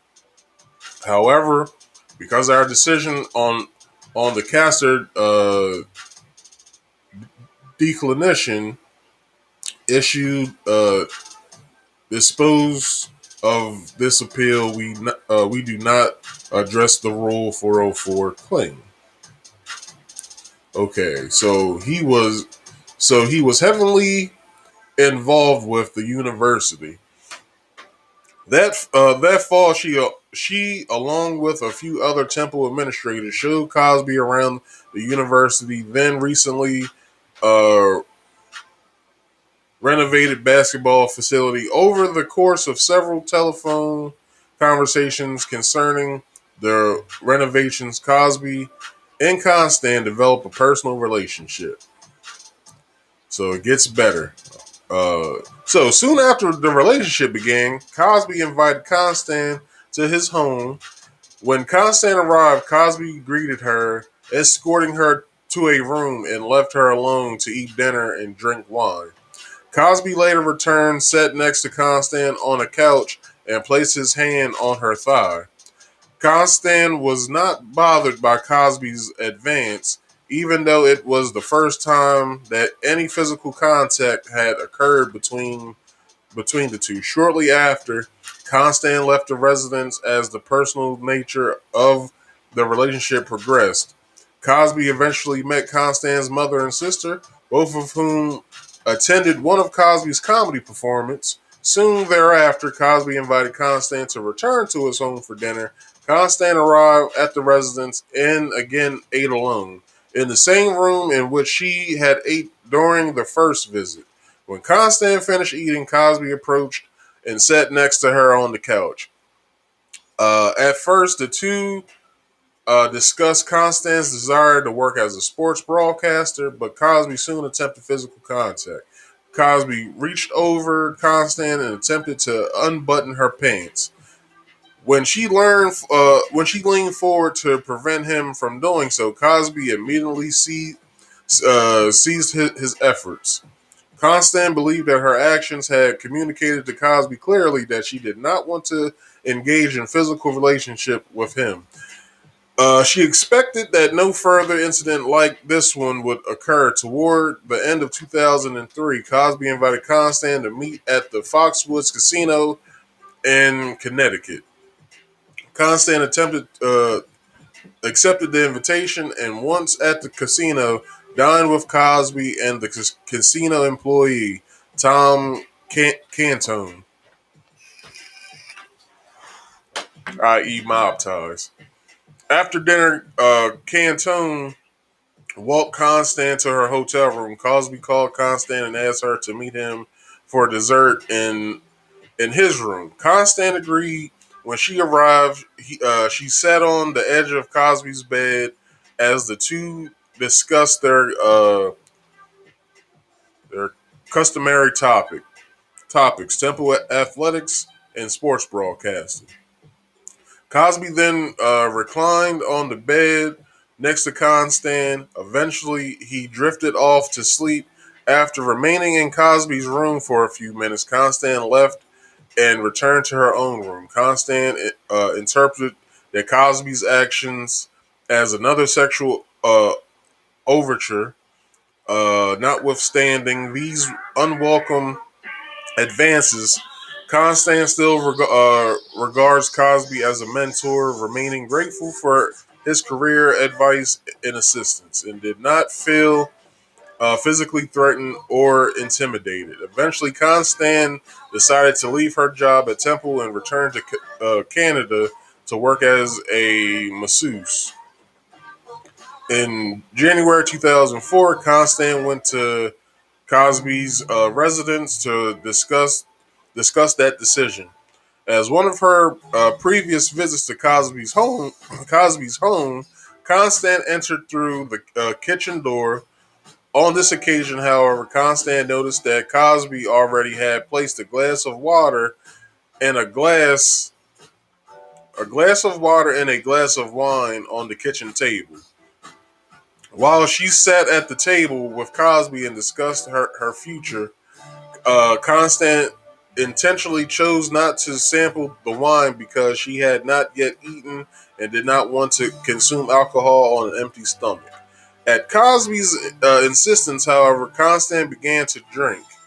At one point, Constance rose to use the restroom. When she returned, Cosby was standing next to the kitchen table with 3 blue pills in his hand.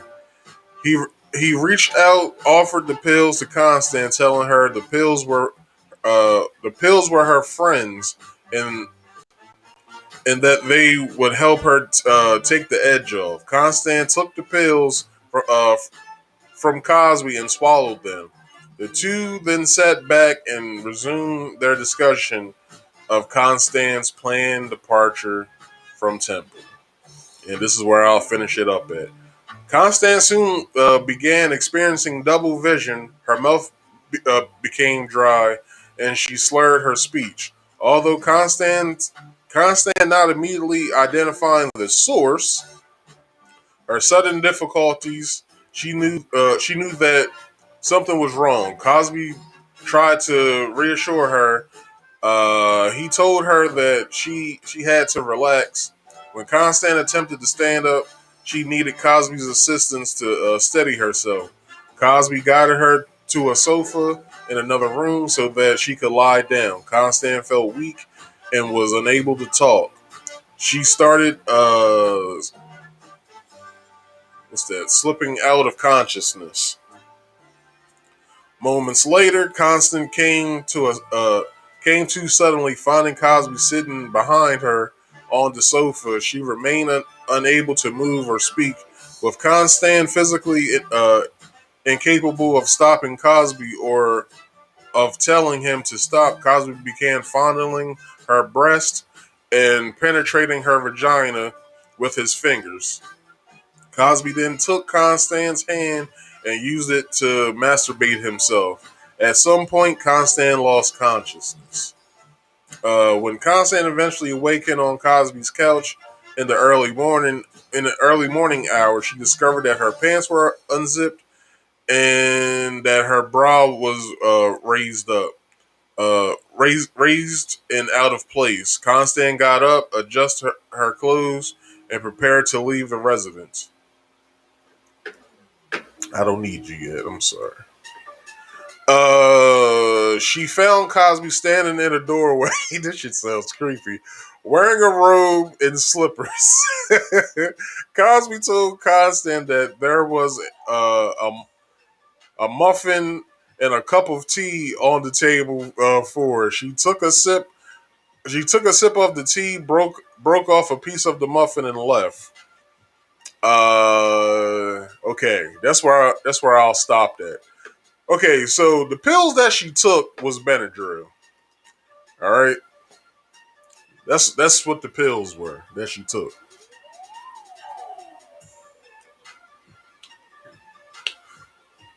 So Cos gave her some Benadryl. She got woozy, and then he knocked the bitch out and got some of that lay down pussy. So all right. I read that legal paper so long I forgot where the hell I was at within my show. So how long have I been on? All right, so um okay, so in Wednesday's ruling, the Supreme Court judges also found that testimony from accusers unrelated to the case and tainted the trial. There is only one remedy that can completely restore Cosby to the status quo. He must be discharged, and any future prosecution on these particular charges be barred. So basically, stating that the prosecutor who prosecuted uh, Bill Cosby in his case in 2018, anything that happens after that, Nobody can be able to come out and say, yeah, he abused me when I was at his house too. That shit's off the books now, and you can't do that. And here's the dude Kevin, what's his name? Kevin Stowe. Kevin Steele. I put Stowe. So it's Kevin Steele. So statement by District Attorney Kevin R. Steele, REPA Supreme Court decision. So that's the this is what Kevin had to say. The majority decision by the Pennsylvania Supreme Court orders the release of William H. Cosby Jr. from state prison. He was found guilty by a jury and now goes free on a procedural issue that is irrelevant to the fact of the crime. I want to commend Cosby's victim, Andrea Constant, for her bravery in coming forward and remaining steadfast throughout this long ordeal, as well as all of the other women who have shared similar experiences. My hope is that this decision will not dampen the reporting of sexual assault by victims. Prosecutors in my office will continue to follow the evidence whereafter and to whomever it leads. We still believe that no one is above the law, including those who are rich, famous, and powerful. So that was the Supreme Court Justice. And the guy who prosecuted Cosby, if he doesn't get barred, then that means that there was some serious shit has to happen with this legal system. Because, he was allowed to convict Bill Cosby on charges that have nothing. Well, they had everything to do with his case, but he did it in an unlawful way. So that's the reason why Bill Cosby got let out of jail, because he wasn't able to get a fair and speedy trial. Because I'm pretty sure the prosecutor knew that he probably wouldn't get charged anyway, so he had to go outside the law in order to prosecute him. So this was Bill when he first got home. So, he had on, I guess, some clothes that they could give him at the jail. So, he's just trying to take in all of the. He can't see that well. I think he's legally blind, so he can't see that well. So he's just probably taking in everything he can take in as he was driving home and when he got home.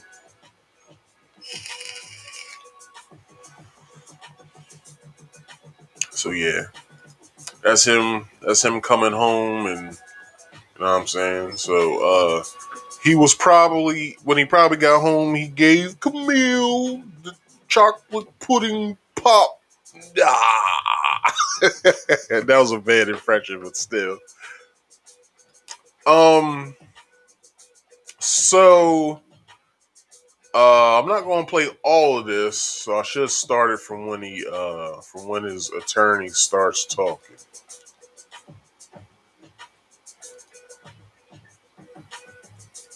All right, so this is what his attorney had to say, or one of his attorneys had to say when he got him home. A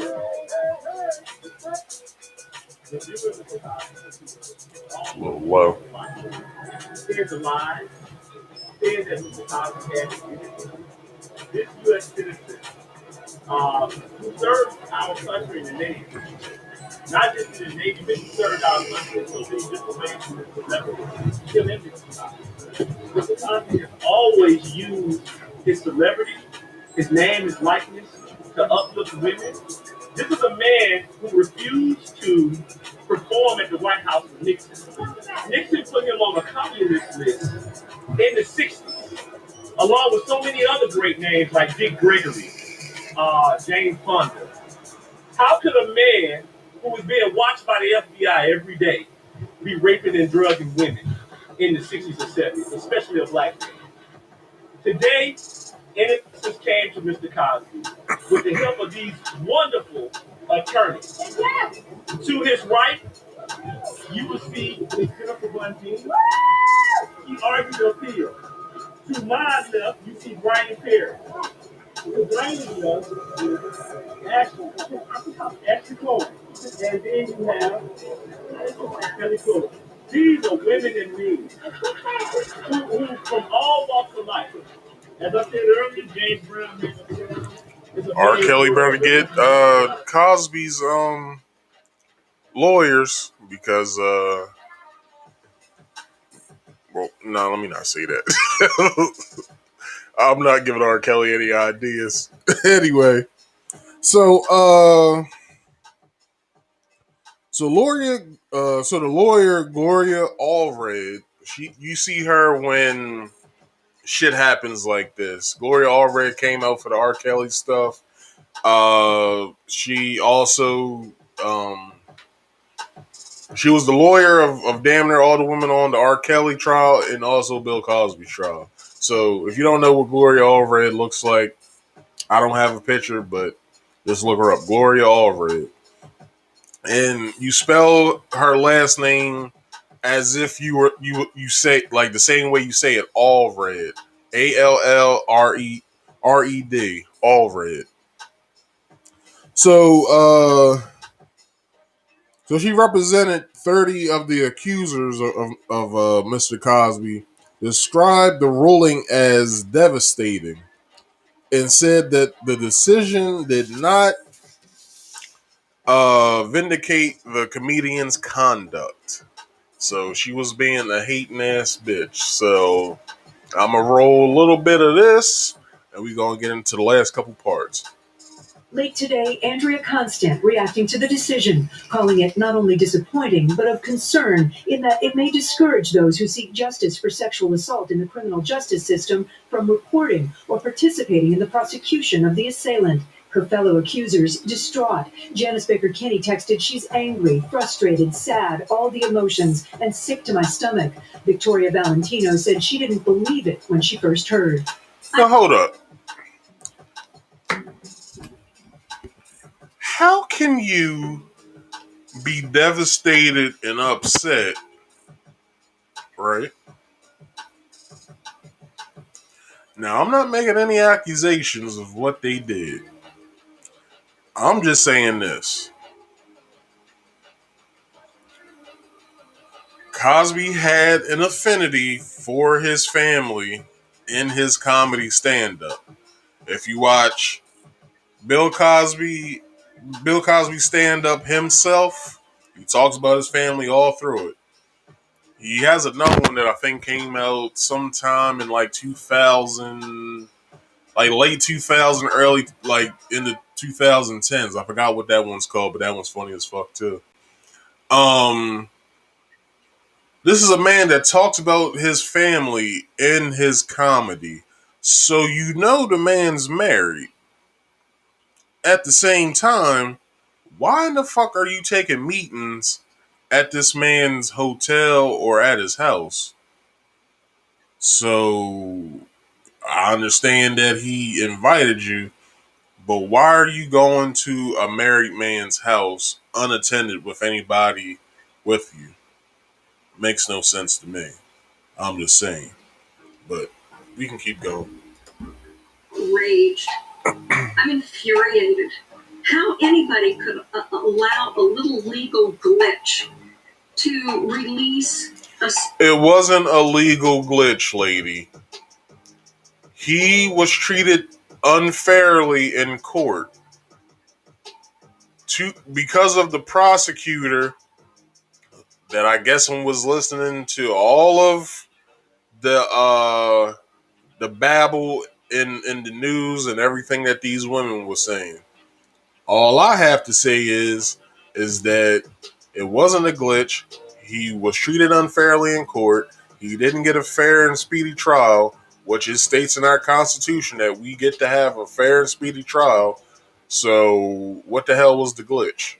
The glitch was that the attorney, the state attorney on the case representing Constant, he wanted to take law into his own hands, and this is what you get.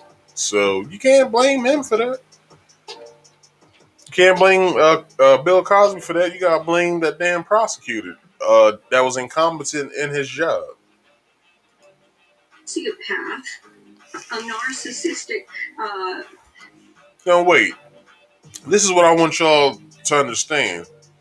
I'm not saying that Bill Cosby's right in what he did. I'm not saying that shit at all. I'm just saying if the law states something that's been in law since the beginning of this country's the beginning of the country existing under the Constitution that we have now, then that means that this is the rules and laws that everyone follows, even lawyers. But, you know, the accusers and the people who hate Bill Cosby can't understand that, including Gloria Allred, which I don't understand how she can figure that all of this was wrong. I don't understand what the hell she's trying to get at. But that's just me. So Pathological lying predator rapist who had no concern, no feeling, no remorse. Cosby was never charged with rape and denied all allegations against him. Heidi Thomas was one of the 5 women who testified in support of Constant about her own experience. I am furious with all of the enablers. I'm gonna show y'all something real fast. Hold up. Remember her face, because I'm about to give you what she used to look like.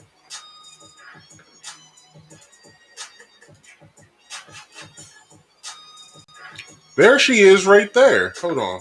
Let me bring my cursor. There she is right there. That's her. Hold up. Let me do it side by side. This lady right here is this lady right there. So, what do we got here? We got somebody that purposely went to Cosby to try to be whatever the fuck she wanted to be. And since it was the 70s and everybody was, well, I think this is the 80s picture that I have here, but in the 70s, regardless, you know, motherfuckers were snorting cocaine. You know what I'm saying? Like the rich and famous, they was snorting cocaine. They was popping Quaaludes. That's what the fuck they did back then. And if you was a partier like that like being in those types of parties, that's what you did. I.e. Playboy Mansion, but I won't get at that. Anyway, I'm gonna let her finish her statements, and then we gonna cap this off. 5 decades of enablers, and today, the way I feel, the Supreme Court of Pennsylvania is an enabler. Do you still feel vindication that the jury believed you? No. It's that sucker punch is basically saying it doesn't matter what happened to you. It doesn't matter what happened to over 50 women who have told their stories. But it was 50 women, but all this shit was happening. All the shit that happened was back in the day, which the statute of limitation had ran out. The only person who could actually get him was Andrea Constant. That was the only woman that y'all could lean on for getting him convicted, which the conviction was a farce. So y'all got to live with y'all's decisions of what y'all did back in the day now. So, you know, that's y'all's fault. Absolute affront It's a slap in the face. It's an insult. Many do not All see. right, enough of that shit.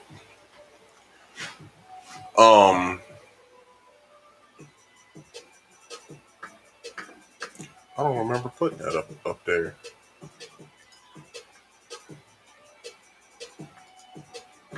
Did I go through all of them?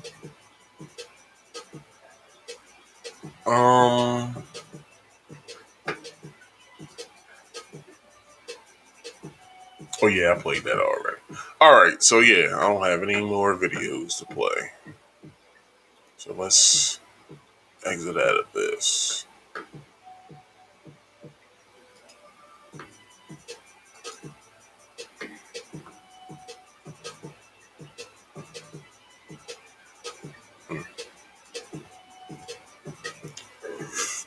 Excuse me. All right, so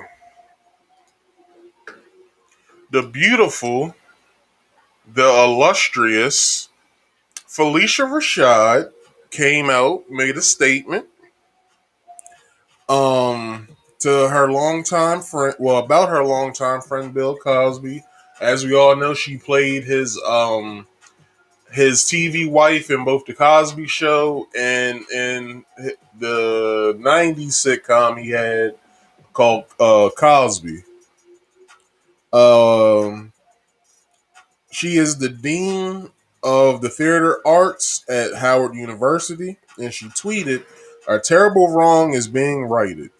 A miscarriage of justice is corrected. Due to widespread internet yeah, so that's what she wrote. So due to widespread backlash that she got, what was that Tuesday or Wednesday when he got out? Due to the backlash that she got from her statement or whatever, she she deleted her tweet and then posted a picture of Cosby, and then she stated this: "I fully support survivors of sexual assault coming forward. My post was in no way intended to be insensitive to their truth. Personally, I know from friends and family that such abuse has lifelong residual effects. My heartfelt wishes is for healing." So, in a way, she kind of apologized, but in a way, she didn't. But she just was stating that, look, and if y'all can look past the words, she was basically saying, "This is my friend. I'm glad that he's out of jail because of the bullshit he had to go through with that trial. But in no way, shape, or form am I defending what he did to those women. I'm only defending the wrong that is now being righted by him. But to all of the sexual assault abusees or victims, I should say, that has happened to, I'm clearly sorry for what you had to go through, and I don't feel as though that you guys deserve what happened to you." That's all she was saying. Okay. So for you guys to jump down her throat and think that she's a bad person for doing what she did and saying what she said, that's fucked up. So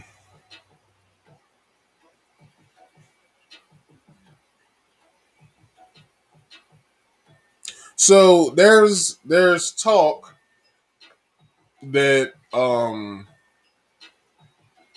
that Howard University wants Felicia Rashad to resign from her position from being the theater art director or the theater art dean or whatever, which is fucked up for the simple fact that how can you write saying to her that maybe you should consider resigning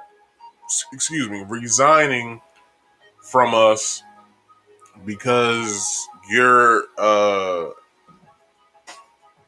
I'm only using this as a phrase. I don't mean this for real.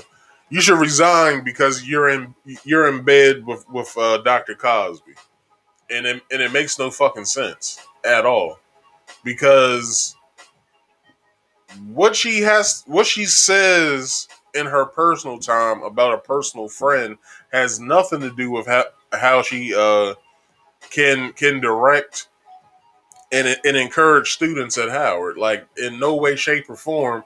Plus, Felicia Rashad is a fucking national treasure, nigga. Like, how the fuck are you gonna get a top actress?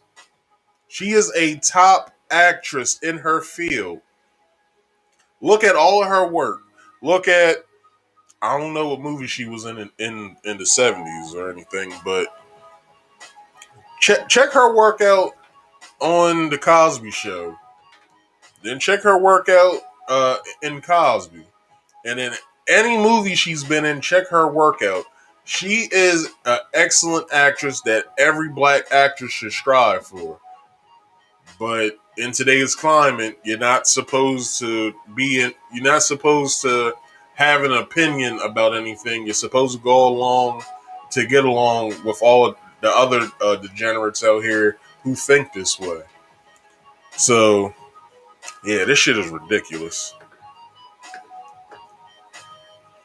So Janet Hubert poked her nose into this, and it's like, look, you got our confirmation to come back, okay? We saw on the Fresh Prince reunion special that it was all Will's fault of what you went through. Okay, we got that. But now you want to come out against Felicia for taking up for a friend? You just got here. You can go back to where you was. Like, stop. So, you know, Janet Hubert, as you know, played the original Aunt Viv on The Fresh Prince of Bel-Air. And she weighed in on this, and she says this: Felicia, what are you thinking? I don't know you to say this was terribly wrong. Everyone knew what he was doing back then. How could you not? Get your umbrella, sister. Here comes the shit shower. I am outraged. This a fucking outrage culture. I am outraged that he has been released. Yes, he is an old ass guilty man. And then she further states, uh, I would have said he's old, he's out, and I'm happy for him, but he's still guilty, and everyone knows this, Janet. You're not saying anything that nobody knows. I know 5 women who have not come forward enough. Y'all, we know better. Powerful men do wrong things, black or white. But you know, she's stating this as if we don't know this. But check this out. Somebody called her bluff though. I ain't got no more. I should have another picture. Hold on, let me click out of this so I can look. I didn't add it. So let me go into my library.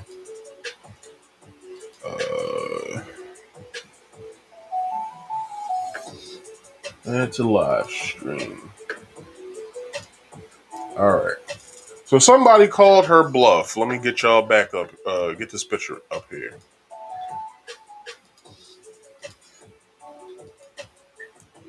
Stephanie Mills came out and said something to defend Felicia Rashad.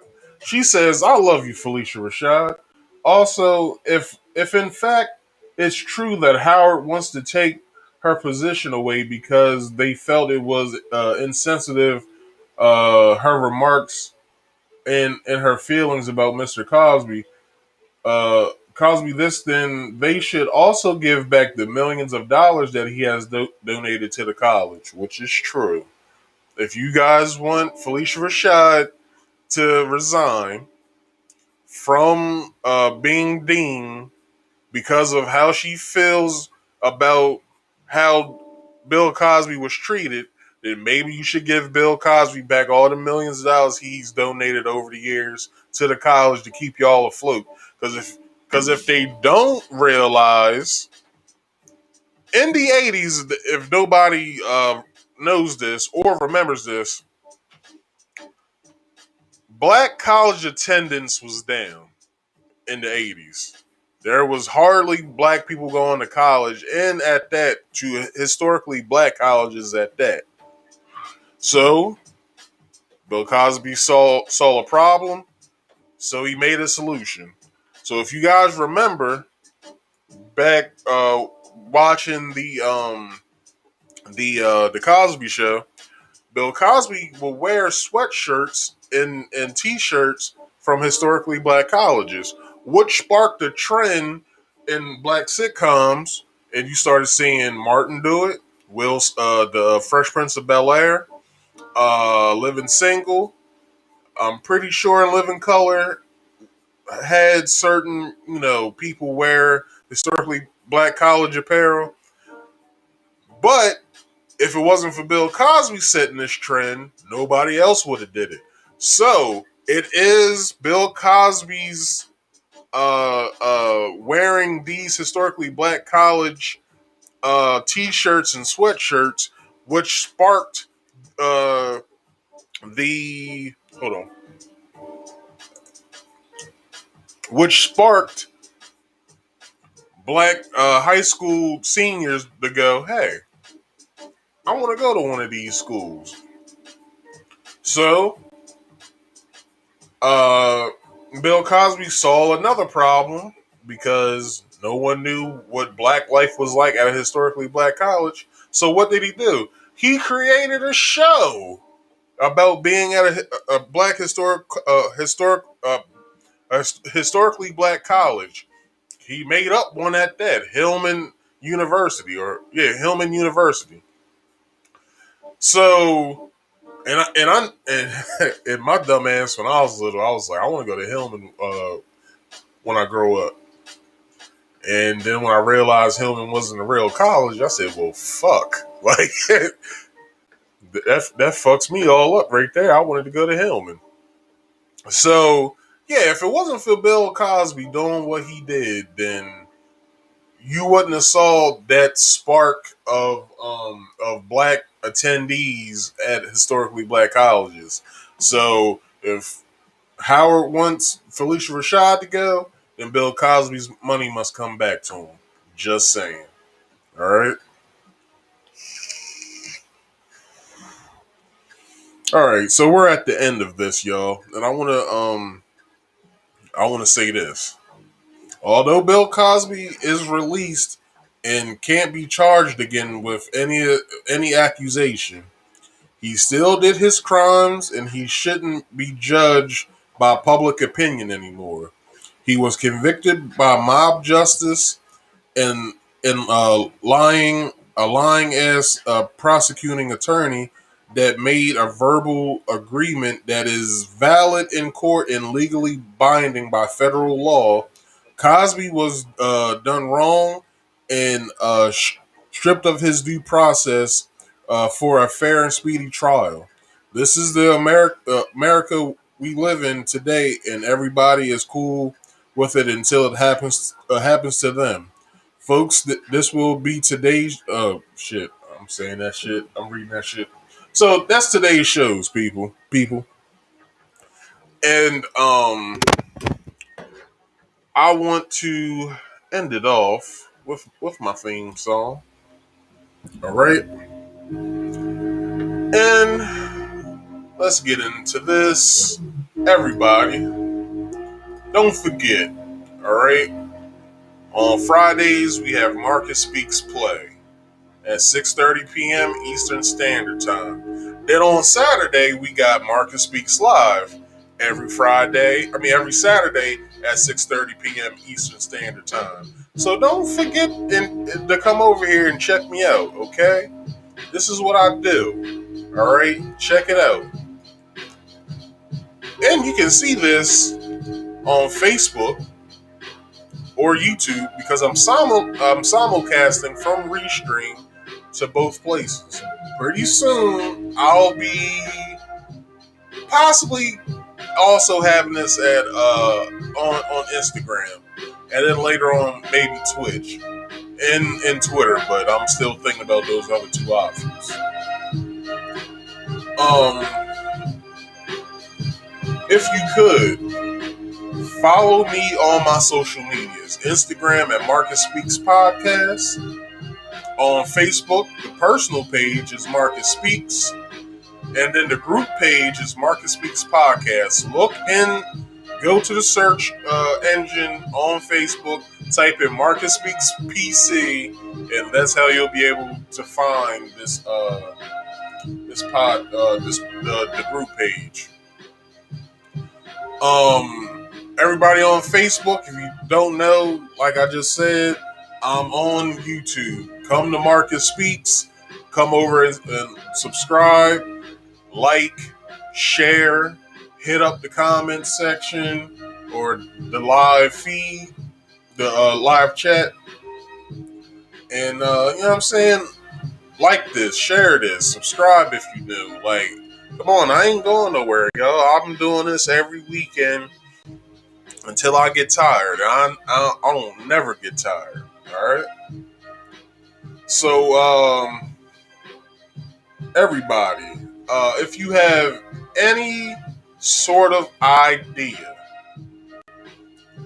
for my podcast, what I'm doing right now, if you have any sort of idea, please leave it in the comment section, the live chat, or hit me up in my DMs at the social medias I just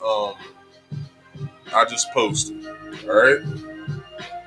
So everybody, I want to give you guys a round of applause for watching. I also want to hit the DJ horns for y'all. I thank y'all for coming here. Okay, thank you for watching, and I will see y'all next week. All right, peace out.